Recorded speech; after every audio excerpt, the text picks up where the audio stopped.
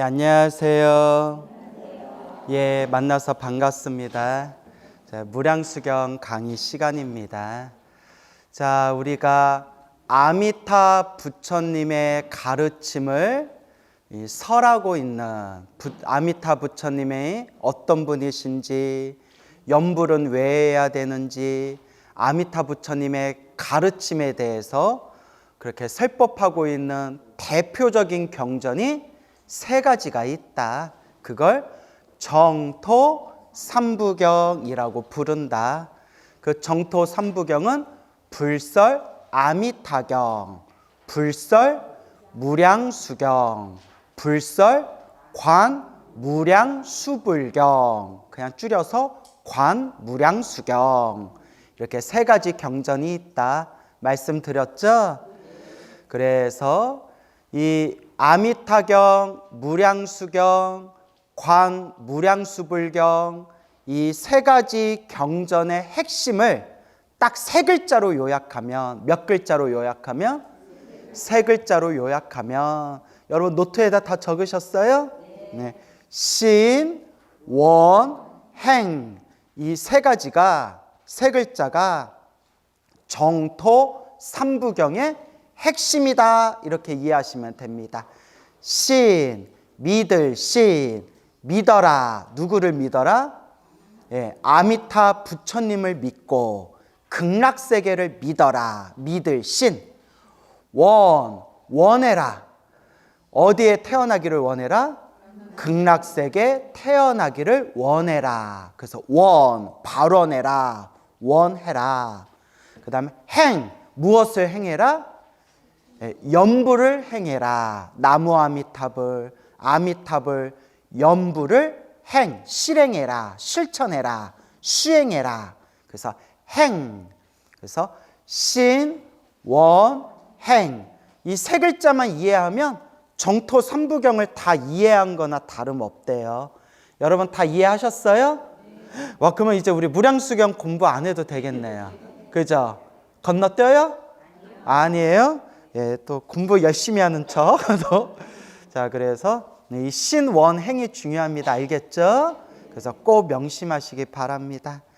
그래서 우리가 무량수경 공부한다고 했죠? 무량수경 할 때 이제 무량수, 무량한 수명, 무량한 수명, 영원한 생명을 뜻한다. 무량한 수명, 영원한 생명. 그 무량수의 다른 말이 또 무량광이라고 한다고 했죠? 무량한 광명, 헤아릴 수 없는 광명. 그래서 우리가 법당에 가도 무량수전이라는 법당이 있고 무량광전이라는 법당도 있고 무량수건, 무량광이건 결국 어느 부처님을 뜻한다? 아미타 부처님. 그래서 아미타불이라고도 부르고 또 다른 한문 경전에 보면 따라해보세요. 무량수불. 예, 무량수불이 아미타불하고 똑같은 뜻이에요. 알겠죠? 그래서 아미타불, 무량수불 이렇게 부르는 거예요. 그래서 아미타, 저번 시간에 다 설명드렸지만 아미타 할 때 아가 뭐뭐가 아니다 라는 뜻이라고 했죠? 부정사, 뭐뭐가 아니다. 미타는 헤아리다, 헤아리다 라는 뜻이에요. 그래서 한계라는 뜻이 한계. 그러니까 하나라는 한계 말고요. 한국 발음이 어렵죠? 그래서 인간의 한계는 어디까지인가 할 때 한계 있죠? 그래서 미타 하면 뭐 할 수 없다? 헤아릴 수 없다. 한계가 없다. 그래서 미타를 한자로 번역하면 무량이라고 번역한 거예요. 없을 무, 헤아릴 양, 무량. 다 머릿속에 정리되셨죠? 자, 그래서 아미타가 헤아릴 수 없다. 무량이라는 뜻이라고 설명드렸죠? 그래서 따라해보세요. 아미타파. 바자가 들어가면, 아미타파, 바자가 들어가면 무량한 광명이란 뜻이에요. 광명, 무량한 광명. 또 따라해보세요. 아미타유스. 그러면 무량한 수명, 무량한 생명. 이제 그래서 아미타유스를 무량수라고 번역했고 아미타바를 무량한 광명, 무량광이라고 번역한 거예요. 그래서 미타전 하면 어느 부처님 모셔놓은 거예요? 아미타 부처님. 그리고 무량자가 들어가면 무량전이라고 하든 무량수전이라고 하든 무량광전이라고 하든 무량불전이라고 하든 무량자가 들어가면 대충 어느 부처님 모셔놨겠구나? 아미타 부처님 모셔놨겠구나. 뭐 다 그런 건 아니겠지만 보통 그게 원칙이에요. 그리고 다른 또 이름으로 극락전이라고도 불러요. 무슨 전? 극락전. 극락세계 아미타 부처님을 모시고 있다. 이렇게 이해하시면 되겠습니다. 알겠죠? 그래서 이제 우리가 무량수경, 이제 우리가 무량수경을 공부할 테지만 이제 무량수경의 핵심에 대해서만 한번 살펴볼 거예요. 근데 무량수경이 인도에 있는 경전이 중국에 와서 번역이 됐을 거 아니에요. 그죠? 한문으로 번역이 됐는데 그래서 여러분 노트에다 적어주세요. 오존, 칠결, 오존, 칠결. 여러분 무조건 적어놔야 돼요. 알겠죠? 적어놓지 않으면 헷갈려요. 오존, 칠결. 그래서 오존, 칠결이 뭐냐면 무량수경이 총 12번 번역됐대요. 몇 번? 12번. 그래서 판본이 달렸어요. 무슨 본이 달랐다?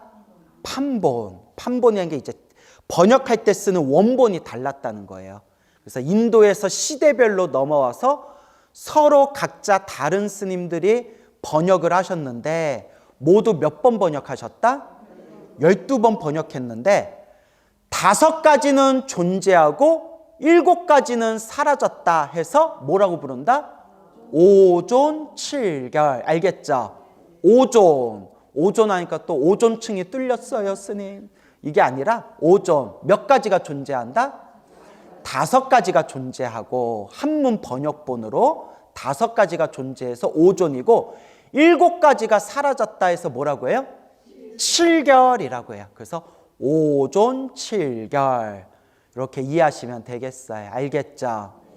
그래서 우리가 팔만대장경에 보면 오존 남아있는 5가지 무량수경 판본이 있는데 내용이 조금씩 달라요.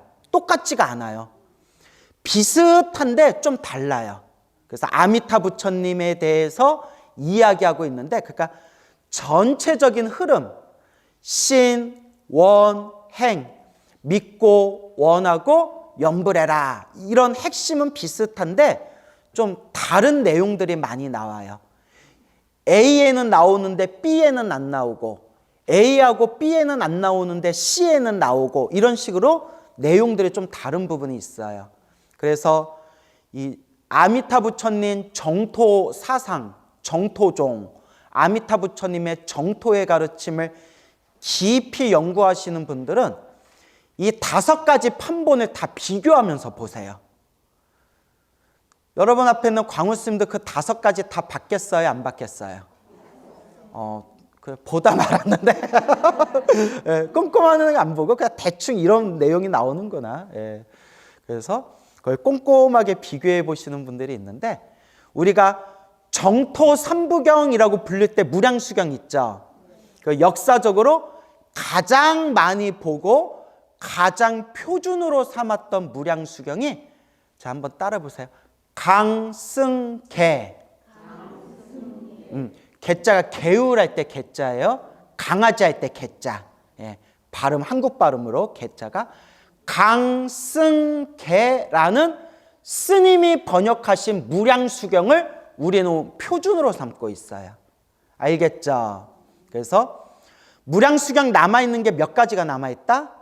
5가지. 근데 그 5가지가 내용이 똑같다, 좀 다르다. 좀 다르다. 그래서 좀 서로 다른 5가지 무량수경 중에서 누구 걸 우리는 많이 보고 원칙으로 삼는다? 강승계 무량수경. 알겠죠? 강승계라는 스님이 번역하신 무량수경. 그래서 우리가 보는 강승계 불설 무량수경은 삼국지에 나오는 위나라 시대 때 번역이 됐어요. 어느 시대 때? 위나라 시대 때.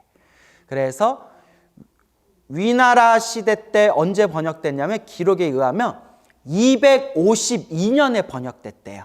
대충. 몇 년? 252년. 그래서 제가 궁금해서 인터넷을 찾아봤는데 삼국지 위나라 하면 딱 생각나는 사람이 누구예요? 그렇죠. 조조죠. 맞죠? 그래서 우리 보살님들 여자분들은 삼국지를 안 읽어보셨나? 조조 알아요? 몰라요? 뭐 조조 할인이나 알지 뭐. 농담을 한 얘기예요. 웃자고. 그래서 조조가 230년인가 죽었대요. 그러니까 조조 230년에 조조가 죽고 그래서 조조가 220년에 죽었나? 220년인가에 죽고 조조가 한 220년인가에 죽고 조조가 죽고 한 30년 후쯤에 번역이 됐대요. 언제 번역됐다? 조조가 죽고 약 30년 후쯤에 이제 번역이 됐다. 그렇게 삼국지 위나라 시대 때 번역이 됐다. 이렇게 이해하시면 되겠어요. 알겠죠? 그런데 옛날부터 스님들이 뭐라고 하셨냐면 저도 무량수경을 한자 원문으로 이렇게 이제 한번 읽어봤는데 번역이 잘 안 되는 거예요. 번역이 좀 매끄럽지가 못해요. 그래서 제가 혼자 봤으면 번역 못했을 것 같아요.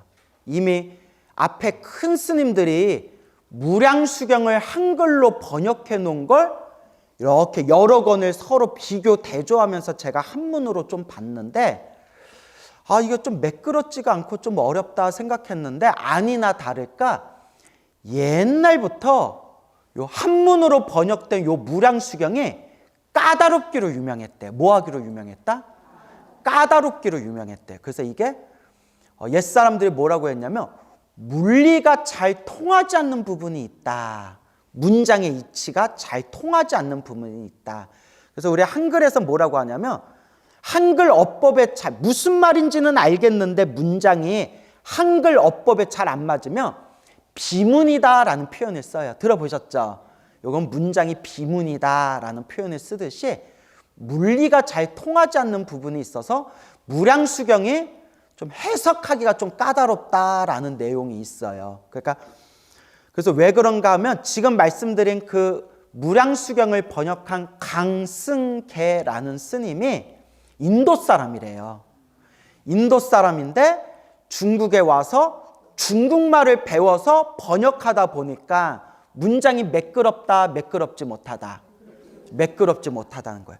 그래서 우리가 구마라집을 천재라고 부르는 거예요. 구마라집 스님도 인도 사람인데 중국에 와서 언어의 천재였대요. 그래서 중국 사람이 번역한 것보다 더 번역을 잘했대요. 그래서 구마라지, 여러분이 좋아하는 금강경을 번역한 구마라지 스님을 이제 구마라지 스님의 번역본을 천재의 번역본이다. 이제 이렇게 이야기하시는 분들이 많아요.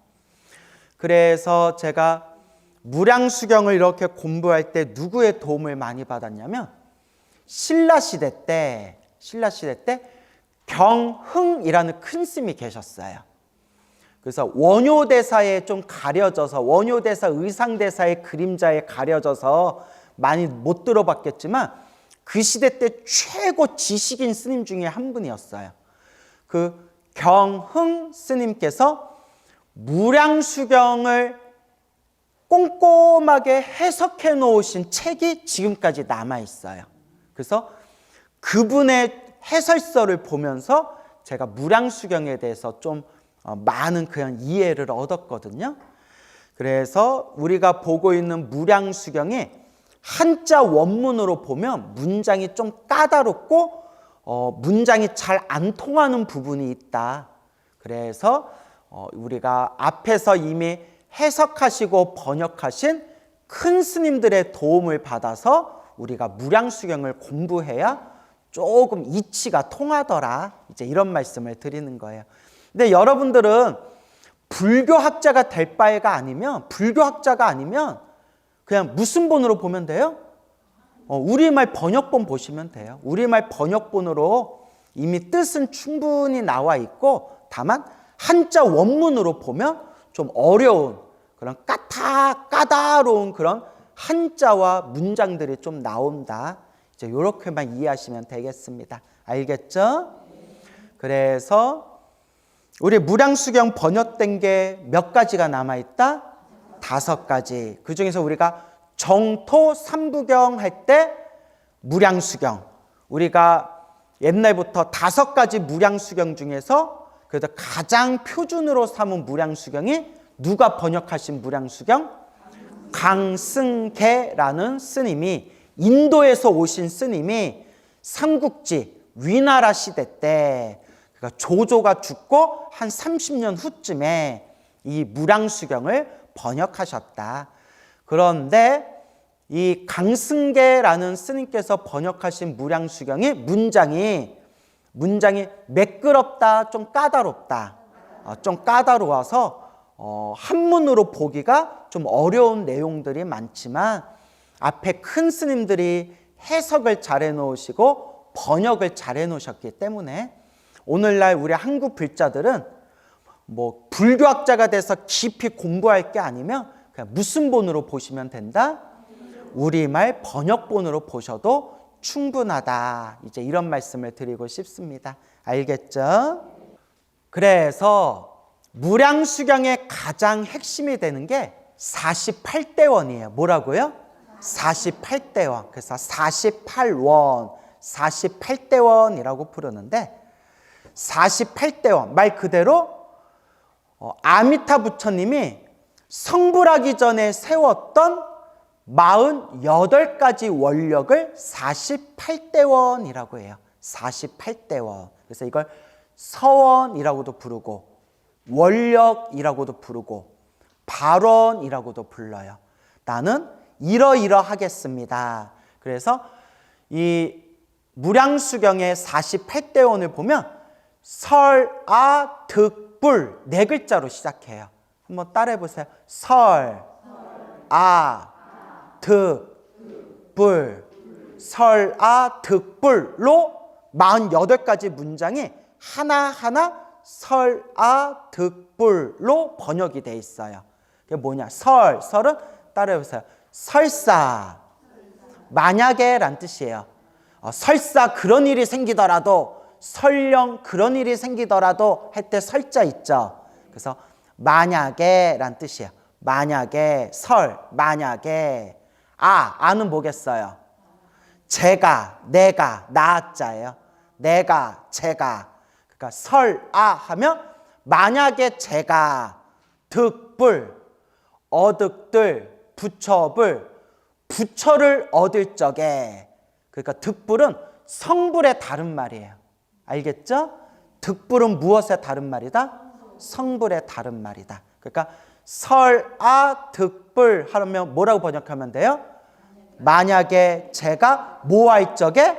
성불할 적에, 성불할 때, 부처가 될 때 이러이러하지 않으면 제가 부처가 되지 않겠습니다. 이렇게 원력을 세우는 거예요. 그게 모두 몇 가지가 나온다? 48가지가 나온다. 그래서 앞으로 무량수경 공부하면서 이 무량수경의 가장 중요한 핵심이 되는 48대원을 한번 우리가 꼼꼼하게 공부해 볼 거예요. 알겠죠? 그래서 무량수경을 처음부터 끝까지 다 보기는 어렵고 요 48대원에 대해서 그렇게 여러분들에게 아미타 부처님의 48가지의 원력에 대해서 하나씩 설명을 드릴 거예요. 그러니까 여러분은 노트에다가 이렇게 받아쓰기 잘 하셔야 돼요. 알겠죠? 근데 제가 아까 무량수경에 몇 가지 번역본이 있다고 했어요? 5가지 번역본이 있다고 했죠. 그래서 무량수경의 핵심이 몇 대원이라고 했어요? 48대원. 여기까지 이해 가셨죠? 근데 이제 노트에다 적어주세요. 24원. 그 다음에 36원. 적으셨어요? 그 다음에 48원. 24원, 36원, 48원 적으셨어요? 예. 5가지 무량수경의 내용이 조금씩 다르다고 했죠.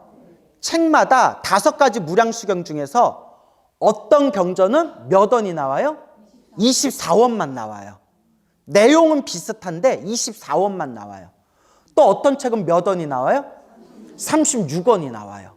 내용은 비슷한데 36원만 나와요. 근데 우리가 가장 많이 보고 표준으로 삼았던 강승계 무량수경은 몇 원이 나와요? 48원이 나와요. 그래서 우리는 48원을 표준으로 삼은 거예요. 알겠죠? 그래서 어떤 경전은 24원만 나오고 어떤 경전은 36원만 나오고 우리가 보고 있는 무량수경은 48원이 나와요. 정리되셨죠? 그런데 인도에서 발견된, 한번 따라해보세요. 산스크리트어. 예, 산스크리트어. 한문으로는 버머라고 불러요. 무슨 어? 버머. 그래서 버머로 되어 있는 판본을 번본이라고 불러요. 무슨 본? 번본, 버머본, 번본, 산스크리트어 본. 산스크리트어 번본이 발견됐는데 거기는 놀랍게도 46원이 나와요. 몇 원? 46원이 나와요. 예, 그러니까 조금씩 달라요. 한두 개 막 빠진 것들이 있고 합쳐진 것도 있고. 그러니까 여러분 오해하지 마세요. 내용은 어떤데?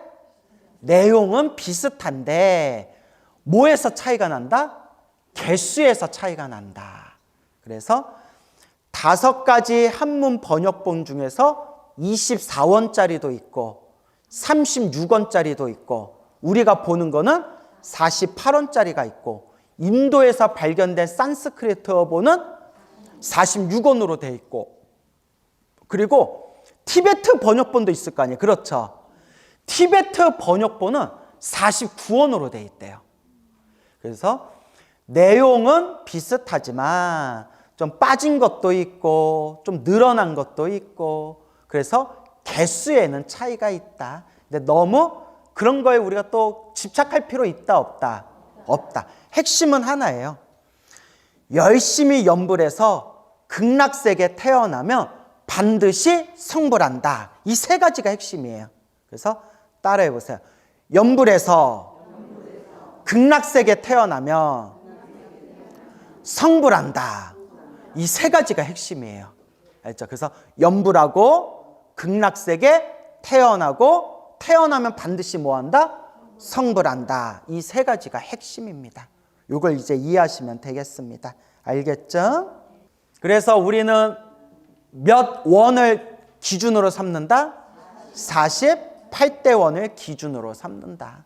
그래서 이 48대 원을 옛날 큰 스님들께서 엄청나게 고민하고 연구하고 분석하고 우리들에게 자상하게 뜻을 알려주셨을 거 아니에요. 그렇죠? 그래서 나중에 제가 또 자세히 설명을 드리겠지만 48대 원 중에서 딱 가장 중요한 핵심이 18원이래요. 몇 원? 18원. 18번째 원력. 이게 48대 원 중에서 가장 중요한 게 18원이래요. 그래서 이걸 뭐라고 하냐면 왕원이라고 부른대요. 뭐라고 부른다? 왕원. 왜냐하면 48대 원 48가지가 하나하나 다 소중한데 그 중에서 뭐가 왕입니다요? 18원이 왕이래요. 그래서 왕원이라고 불러요. 그럼 그게 뭐냐? 나중에 설명드리겠지만 딱 4글자만 기억하세요. 십념왕생. 몇 번 연불하면? 10번 연불하면 어디에 태어난다? 극락세계에 태어난다. 이게 18원이에요. 18원이 십념왕생. 예, 시방세계 중생들이 극락세계에 태어나고자 지극한 마음으로 믿고 좋아하여. 그래서 한번 따라해보세요. 지심, 신요.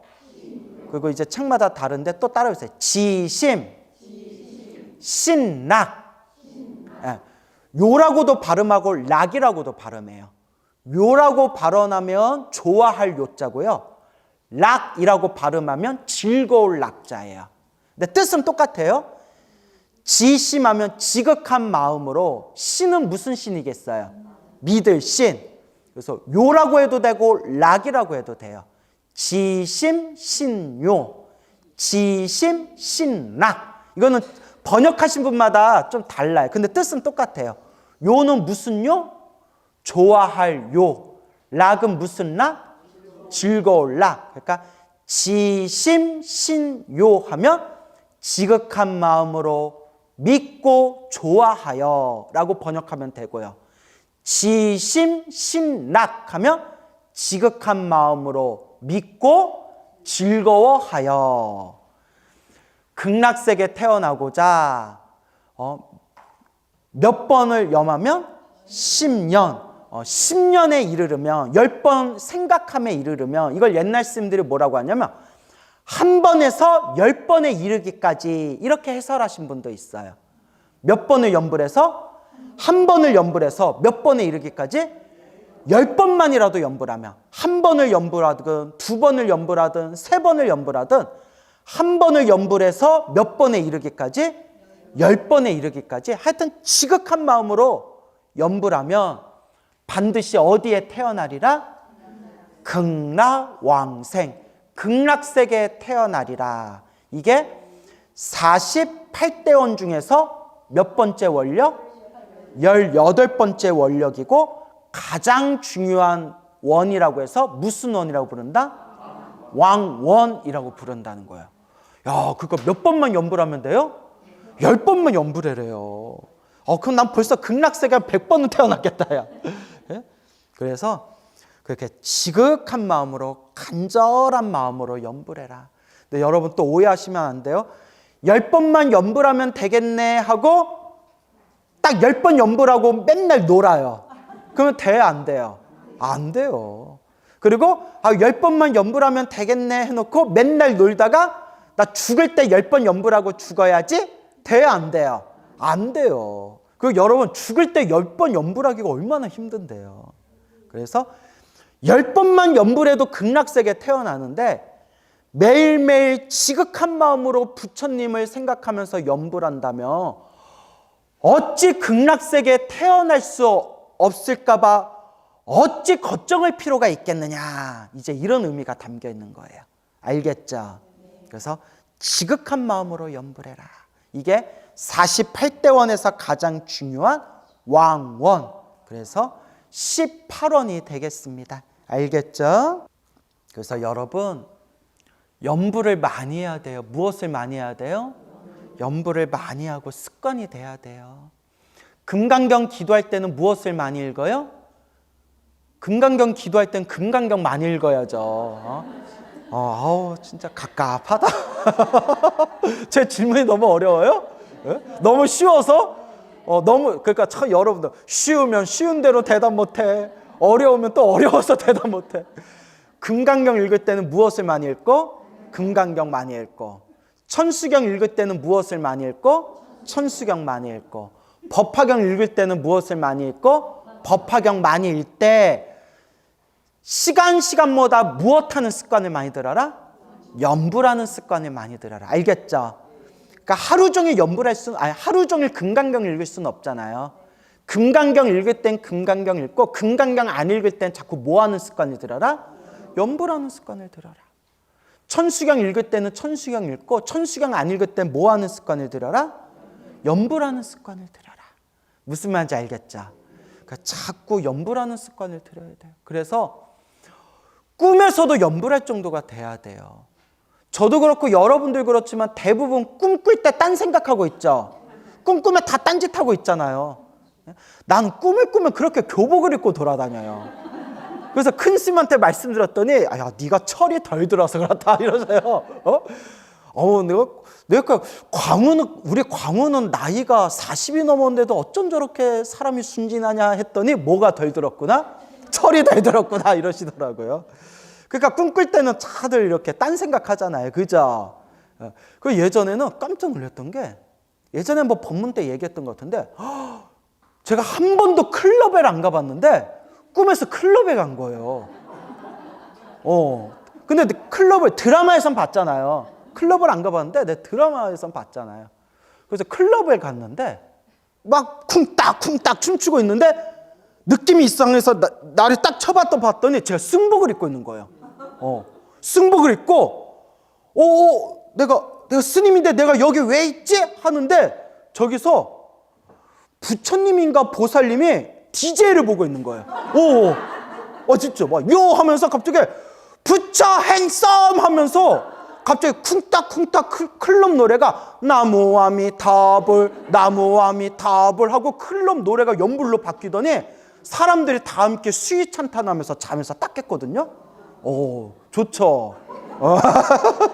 이게 말이야 당나귀야. 자, 그래서 이제 웃자간 얘기인데 제가 하고 싶은 얘기가 꿈에서도 뭐 할 정도가 돼야 된다?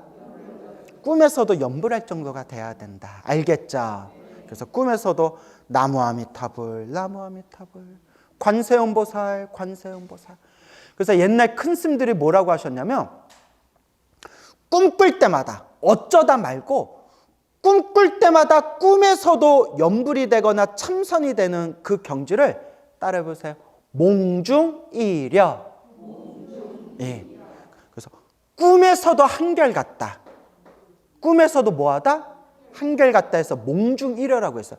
꿈은 잠재의식의 상태인데 잠재의식조차도 다 정화가 돼가지고 꿈에서도 수행하고 꿈속에서도 부처님께 법문을 듣는 그런 경지를 몽중일려라고 했어요. 그래서 참선을 하거나 연불을 하거나 다란이를 하거나 꿈을 꿀 때 꿈속에서도 수행이 딴짓 안 하고 꿈에서도 수행이 한결같이 이어지는 것을 몽중일려. 이 정도는 돼야 수행자라고 했어요. 이 정도는 돼야 수행자다. 그러니까 여러분, 수행하는 사람들이 자기가 막 깨달았다, 내 공부가 깊다, 막 이런 착각에 빠진 사람들 있죠. 자기 꿈을 보면 알아요. 잡꿈을 꾸면 공부가 덜 된 거예요. 그래서 옛 큰 스님들이 이렇게 말씀하셨어요. 수행이 깊어지면 꿈이 없어진다. 뭐가 없어진다? 꿈이 사라진대요. 꿈도 망상이거든요. 꿈도 망상이기 때문에 수행이 깊어지면 꿈도 사라진대요. 그리고 꿈을 꾸더라도 어떤 꿈을 꾼다? 네. 꿈속에서도 수행이 쭉 이어진대요. 그 정도는 돼야 수행자예요. 여러분, 우리 중생들이 수준이 그렇게 높지를 않아요. 보면 좀 잘난 부분도 있고 못난 부분도 있지만 우리 중생은 업이 두꺼워요. 뭐예요? 업이 두꺼워요. 이런 얘기하면 참 부끄러운 얘기지만 평생 절에 다녀도 화내는 습관 하나를 못 버려요. 평생 금강경 기도하고 법화경 기도해도 절에 가면 자기네들끼리 파벌 싸움을 해요. 그렇죠, 여러분? 평생 부처님께 기도하고 평생 참선했는데도 절 갖고 싸워요. 물론 훌륭하신 분들도 있지만 전체적으로 보면 중생의 업이 두꺼워요. 여러분 느끼죠? 내 업이 두껍구나. 나는 내가 잘난 줄 알았는데 내가 수행이 부족한 사람이구나. 겸손함을 되찾을 때 그때가 진짜 공부될 때래요. 예전에 문경 봉암사에서 공부를 열심히 하던 스님이 있었는데 그 스님하고 차를 마시다가 이런 얘기를 들었어요. 자기가 처음 출가할 때 몇 년 안에 깨칠 줄 알았대요. 몇 년 안에 깨칠 줄 알고 정말 참선을 열심히 했는데 10년이 지나가면서 막 다리도 아프고 허리도 디스크 걸리고 막 10년 동안 참선하다 보니까 몸에 막 힘이 쪽 빠져가지고 앉았다면 자꾸 졸음이 쏟아지고 옛날에 막 자기 옆에서 꾸벅꾸벅 졸고 있는 스님을 보면 그렇게 자기가 비웃었는데 비웃던 그 모습을 자기가 하고 있더래요. 그러면서 내가 참 부족한 사람이었구나.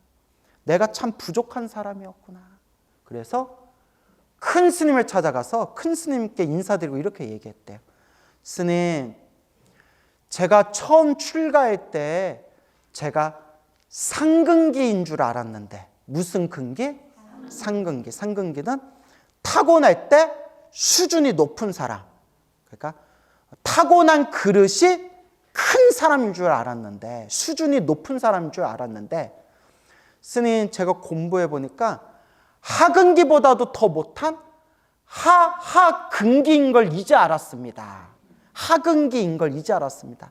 제가 타고난 그릇이 작다는 걸 이제 알았습니다 하고 솔직하게 스님께 자기 속마음을 얘기하니까 큰 스님이 허허 하시면서 이제야 자네가 공부 좀 하겠구려 이렇게 얘기하더래요. 이제야 네가 뭐 좀 하겠구나? 이제야 네가 공부 좀 하겠구나. 무슨 말인지 알겠죠?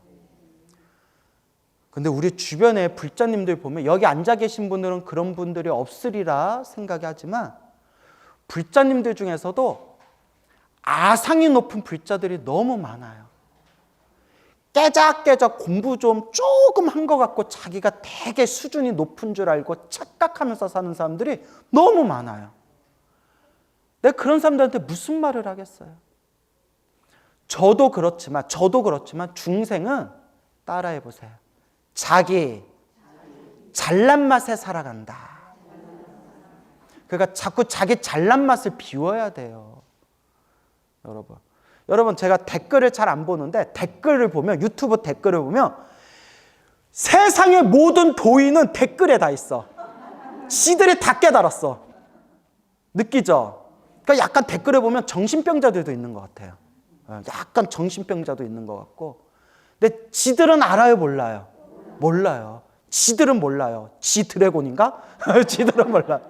자기는 몰라요. 그게 아상이고 아집이에요. 아상과 아집이 너무 두터우면 자기 마음의 눈을 가려버려서, 그래서 어른들이 그래요. 내가 공부가 잘 되나 안 되나 알고 싶으면 내 마음이 잘난 맛에 속고 있는가, 마음을 비우고 겸손한가, 이걸 따져보라고. 그래서 불교에서 뭐라고 하냐면, 따라해보세요. 하심, 아래 하. 마음을 어디에다 둔다? 마음을 아래에다 둔다. 마음을 아래에다 둔다. 근데 요새 그 불교 공부하는 사람들 보면 유튜브에 워낙 수준 높은 법문이 많다 보니까, 워낙 수준 높은 강의가 많다 보니까 귀로만 듣고 머리로만 이해해놓고 자기들이 다 깨달았어. 자기들이 제일 공부가 깊이 됐어. 다 자기 잘난 맛에 속아 있어. 근데 자기 업을 쉽게 바꾼다, 못 바꾼다? 못 바꿔요. 그 아상 아직도 자기 업보래요. 그러니까 여러분, 이건 제 얘기가 아니라 경전에도 나오고 수많은 큰 스님들이 산전수전, 공중전, 우주전까지 다 해보고 당신들이 수행을 해보고 해주시는 말씀이에요. 뭐 해야 된다? 하심, 겸손해야 된다. 겸손해야 된다. 그러니까 우리 불자님들 조금 공부한 것 치고 나 잘났다, 내가 뭐 좀 안다, 이런 생각 안 했으면 좋겠어요. 정말 별거 아니거든요. 정말 그냥 이 우주 안에 모래 한 털, 모래 한 알 정도 지식 하나 얻은 것 같고 자기가 뭘 깨달은 것처럼, 자기가 대단한 걸 뭘 깨달은 것처럼 행동하는 거 보면 불쌍해요. 뭐예요? 불쌍해요. 불쌍한 사람들은 어디에다 참여해야 돼요? 불쌍에다 참여해야 돼요. 불쌍한 사람들은 불쌍에다 참여해야 돼요. 아시겠죠? 그리고 정말 깨달은 사람들일수록 마음이 어떻다? 마음이 텅 비어서 겸손해요. 마음을 비웠다고 그러잖아요. 근데 여러분 오해하지 마세요. 저도 잘 안 돼요. 이게 저한테 하고 싶은 얘기예요. 제 컨셉이 뭐라고요? 겸손. 그러니까 여러분, 불교 공부하면서 항상 나 잘났다는 생각 놓아버리고 항상 뭐 해야 된다? 하심해야 된다. 내가 공부가 잘 됐나 안 됐나가 내가 마음이 위로 솟구쳤나, 마음을 아래로 두고 있는가, 스스로를 쳐다보면 알 수가 있습니다. 아시겠죠?